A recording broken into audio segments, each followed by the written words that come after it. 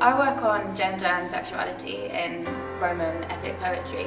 Looking at the Roman Empire, looking at the 3rd century AD. I work particularly on Virgil's Aeneid. So I'm looking at the Latin that was produced during colonial era Latin America. So this here is a dying Galatian, also known as a Gaul. I'm interested in the way that Virgil is responding to the birth of the Principate and expressing his anxieties. I'm basically tapping into this quite modern debate between, it's basically nature versus nurture, so are gender and sexuality things that you're born with, or are they things that are determined by society? The empire goes into a stage of real political breakdown and uproar. You get a whole series of different civil wars taking place almost continuously, and no one's really sure what happened. And specifically how those involved in the early modern discovery and conquest of the Americas responded to, thought about and used the precedents of Rome. In my master's thesis I explored how the Galatians were compared to various other bad guys in Greek history and myth. No one's really questioned whether the ancients actually thought about gender and sexuality in those kinds of terms. At the moment there's this idea that the army becomes the really important political force. It's an idea which is very strong within the ancient literature. I'm trying to question that. I guess a really kind of key example for me is of its metamorphoses. So these guys invaded in the Hellenistic period, so that's after Alexander the Great. The interesting thing to me is it's the way people treat the ancient sources. In the early days of the conquest, entire debates were held and staged in which the very legitimacy of the conquest and of European presence in America was challenged or at least interrogated.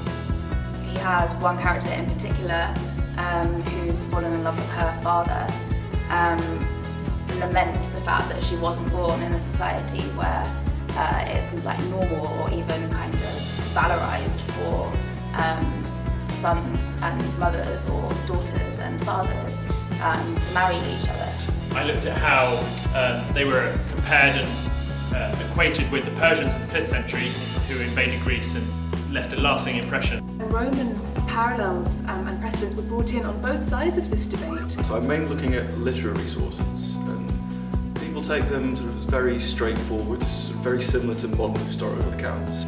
And also how they were compared with the giants who attacked the gods in myth. So to me that seems like a really clear example of an ancient poet tapping into a debate that we think is quite modern. Actually, they're a lot more complex than they seem to be. What it is that really interests me is narratives of power, narratives of politics, how it is that people represent political ideals which aren't necessarily true in any way. Virgil seems to have a kind of a conflict. Nowadays when we talk about sexuality we mean, is this person heterosexual or homosexual or something like that? Between his feelings that a new age is being born, which is in some respects a very positive thing. I really find it interesting how the Greeks kind of had all these different kind of mythical and historical examples which they just constantly used and applied to construct their own kind of identity. But he also seems to me to be troubled by what is being lost and left behind, which is essentially the Republic.